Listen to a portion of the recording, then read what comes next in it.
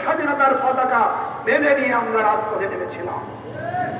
ওই লাল সবুজের পতাকা 1971 সালের মহান স্বাধীনতা যুদ্ধের মধ্য দিয়ে অর্জিত হয়েছিল। সুতরাং জুলাই সনদকে যারা অস্বীকার করেন, জুলাইয়ের অভ্যুত্থানের সাথে প্রত্যেকটা বিষয়কে যারা প্রশ্নবিদ্ধ করবেন, তারা আসলে আমাদের স্বাধীনতার শত্রু। তারা আসলে আমাদের মুক্তিযুদ্ধ সাম্য মানবিক মর্যাদাকে লঙ্ঘন করতে চান। একটার পর একটা প্যাচ তৈরি করছেন। আপনারা এই অঙ্গীকার করেছেন, 31তম অঙ্গীকার, সেখানে বলেছিলেন কোনো দলীয়করণ হবে না।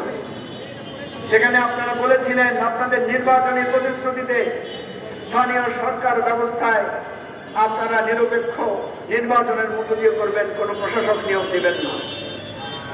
এখন প্রত্যেকটা জায়গায় আপনারা প্রশাসক বসাচ্ছেন। তাহলে আপনাদের কথা এবং কাজের কি মিল আছে? আমরা কিন্তু আগেও আশঙ্কা করেছিলাম ক্ষমতায় গেলে আপনারা ভুলে যাবেন শেখ হাসিনার সাথে আমাদের কিসের দ্বন্দ্ব ছিল, শেখ হাসিনার সাথে আমাদের রাজনৈতিক লড়াই কি নিয়ে হয়েছিল, স্বাধীনতা, গণতন্ত্র এবং অধিকারের প্রশ্ন।